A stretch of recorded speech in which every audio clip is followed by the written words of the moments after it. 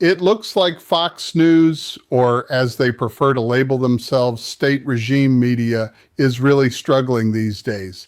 One standout moment shows Pete Hegseth, who, just the day after a pretty controversial operation involving a fishing boat, admits he was watching the whole event unfold live and was calling the shots. So the president is sending a message to other cartels, right? A very clear one. I can tell you that was definitely not artificial intelligence. I watched it live.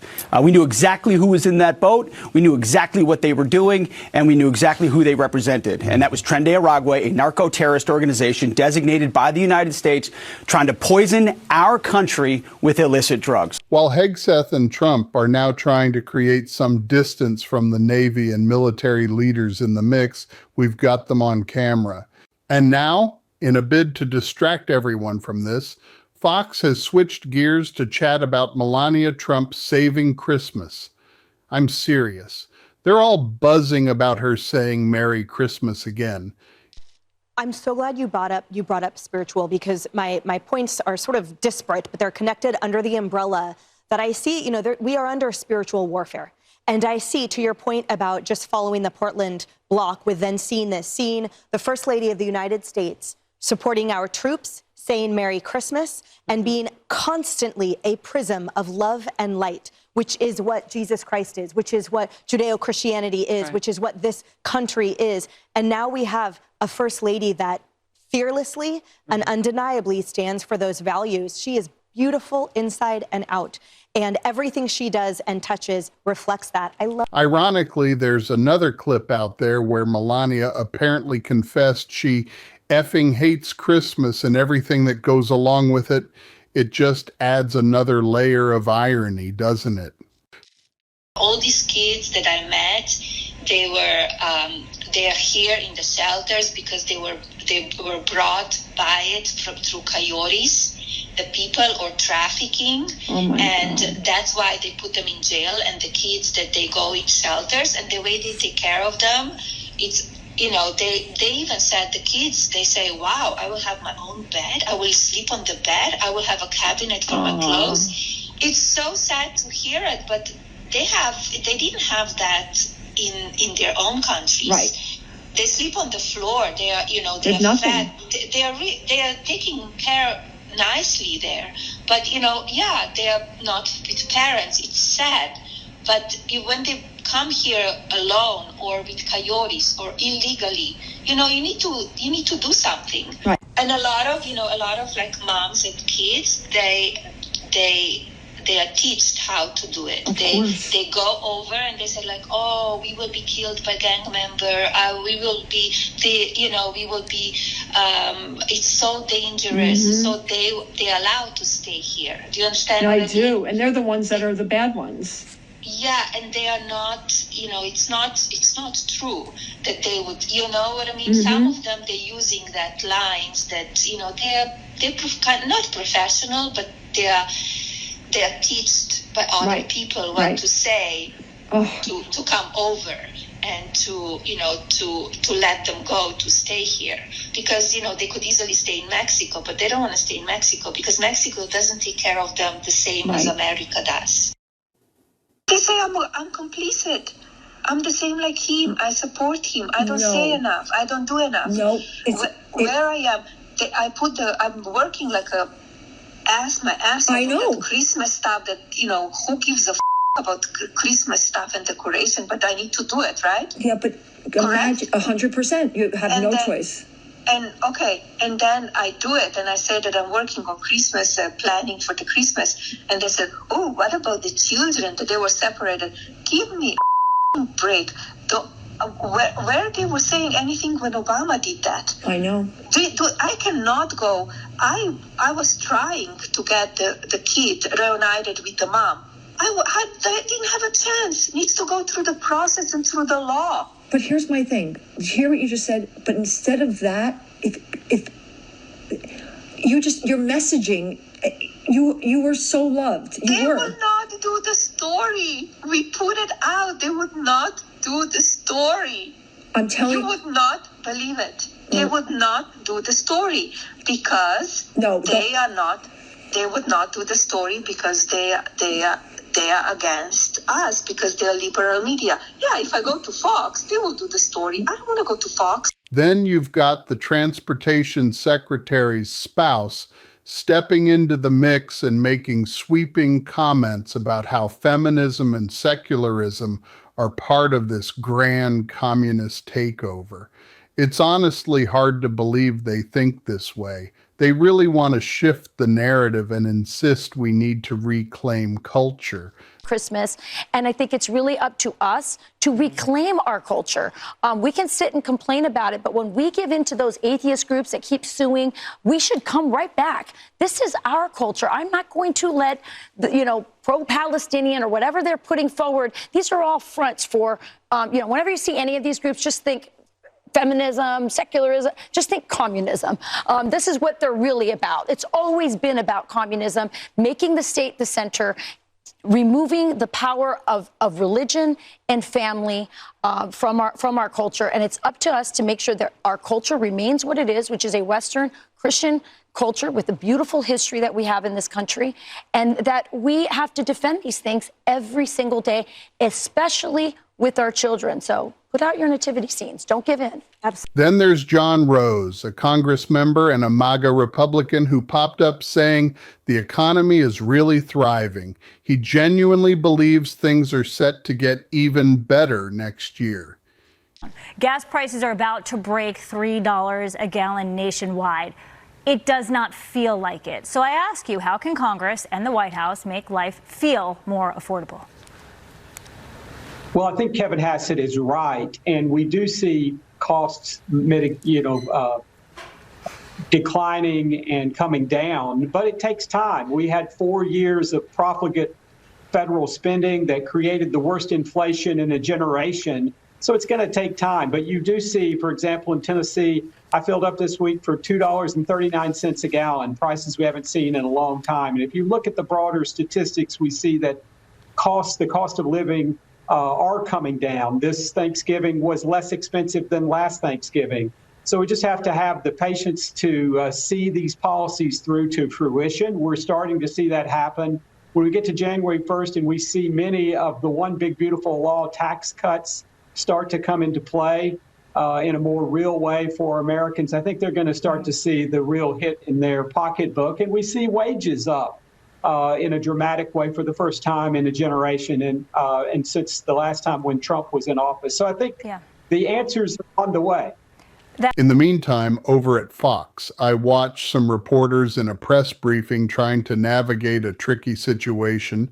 It was honestly amusing to see. One of the hosts asked a tough question about a recent strike.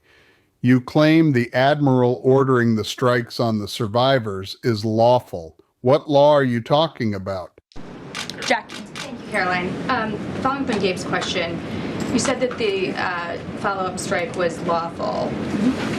What law is it that allows no survivors? The strike conducted on September 2nd was conducted in self-defense to protect Americans in vital United States interests. The strike was conducted in international waters and in accordance with the law of armed conflict. And then on this pardon for the Honduran president.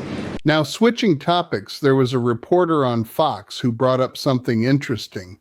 She mentioned how Republicans often support military actions against narco-terrorists, but then turn around and pardon a convicted drug trafficker, Juan Orlando Hernandez, the former president of Honduras, who was deeply tied to a major narco-terror ring.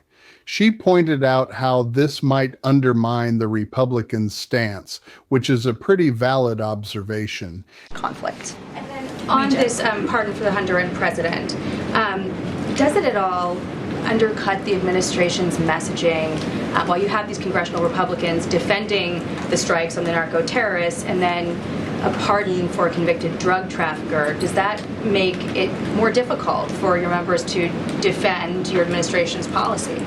I don't think so, Jackie. I think that President Trump has been quite clear in his defense of the United States homeland to stop these illegal narcotics from coming to our borders, whether that's by land or by sea. And he's also made it quite clear that he wants to correct the wrongs of the weaponized Justice Department under the previous administration. And Ouija, I'll call on you because I think we're wearing matching blazers today. Just over the weekend, it was something else to see elected Democrats openly saying it's okay to disobey orders. Senator Schmidt was on Fox, and he made some pretty striking remarks. He pointed out the words coming from Democratic Congress members who suggested people shouldn't follow unlawful orders. He doesn't see this as mere political talk. He compared it to a color revolution, suggesting that Democrats are stirring up a revolt against the opposition. One of the crazy things that happened over the weekend, the Democrats, elected Democrats, not some online troll, elected Democrats have been saying it's okay to disobey orders. That's the first step. But what we saw happen this weekend through some of those same elected officials was to say basically to military men and women, look out, you might get prosecuted. This is not the language of we'll beat them in the next election or we'll win the argument. This is the language of a color revolution where you're calling on military men and women to disobey orders, and you put that on top of the firebombing of Tesla dealerships, the riots you see in the streets, the prosecution of a political opponent. The Democrats have completely lost the plot here, and the American people, I think, see that. But it's a very dangerous road to go down here to say you should be disobeying orders because we don't like Trump. Yeah, well, continuing on, Schmidt framed the Democrats' actions as a case of suicidal empathy. Yeah, I mean, this is what suicidal empathy really looks like. This is not an abstraction. This is a case now, two cases, where this open borders policy, no vetting under the auspices of humanitarian parole, which is what Joe Biden did to let tens of thousands of Afghanis in here, without any vetting, right? Earlier in the day on Fox News, they had a chat with a MAGA Republican named Carlos Jimenez. He seemed a bit confused, wondering what role they even had in the situation.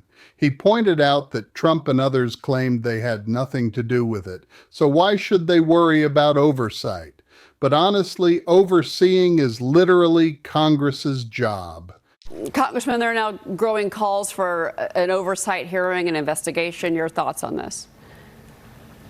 Look, it just seems all strange to me that you get the Democrats coming out with a video saying, do not follow illegal orders, and then all of a sudden you get this.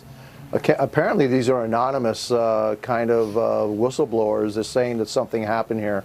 So, I smell a rat here. I'm pretty sure that the Secretary of Defense had nothing to do with something like that, and it's just a way of distracting from what really happened in D.C. Last week, where you had the murder of one National Guardsman and then the wounding of another by an Afghan refugee, and so and I think it's just a distraction. So I'm with the president on this one. I don't believe the reports. I don't believe that Pete Higgs has said that. But going back to what it's all about, this is a strike on we're striking terrorists that are bringing poison into the United States. This poison has killed hundreds of thousands of Americans. Then we had Scott Fitzgerald, another MAGA Republican on the same channel, suggesting that when it comes to Venezuela, it's best to just go for it without asking too many questions. Bring that oil back for American companies. And in particular, the legality of all of this, that has been questioned about the president and the administration's military operations off the coast of Venezuela. Yeah, if you're in for a penny, you're in for a pound on this, and we're in for a pound. The buildup is real. Members of Congress have been watching this. I know that there's some that have been briefed fully on where we're at in relation to not just Venezuela, but kind of the back and forth with the naval fleet being as highly concentrated as it is right now out of Caracas. Listen, Maduro is class, one of those individuals that I think President Trump could run circles around when it comes to negotiating. So I'm very hopeful that he's in a position now, that the president's in a position to force the hand and that we see Maduro step down soon. I think that has been the goal since day one, and I hope it happens this week. Then Caroline Leavitt jumped in, arguing that mainstream media and people without any guts are saying Trump's deportations haven't gone far enough. It's a bit confusing, right? And so that's why when the mainstream legacy media and those without a spine in our country say that President Trump's mass deportations have not gone far enough, President Trump says no, they haven't gone far enough, because we must deport every illegal alien who Joe Biden allowed into this country. And not only do these people serve as a national security threat, they are also draining the resources of American taxpayers. Look no further than the great state of Minnesota that has been run into the ground by Democrat leadership, Governor Walz, who is completely incompetent, the Somali migration invasion of Minneapolis. And let's not forget about MAGA Republican Congressman Greg Murphy, who also weighed in on Maduro during a recent media segment. If you look at Venezuela, it was the gem of South America not 15 years ago, and now it's turned into an absolute debacle. That's the definition of socialism. I wish some of our Democratic colleagues would understand that. And you look, there is precedent for America going in and removing dictators. We did it in 1990 with Manuel Ortega in Panama. This fellow had a bounty on his head during the first Trump administration. The Biden administration increased the bounty, and now Trump, too, has increased the bounty again. This man is no good for the Western Hemisphere and needs to be removed. Well, we do have certainly, I think it's 25% of naval ships are there now. It's definitely a fascinating moment. I'm eager to hear what you all think. Make sure to click that subscribe button.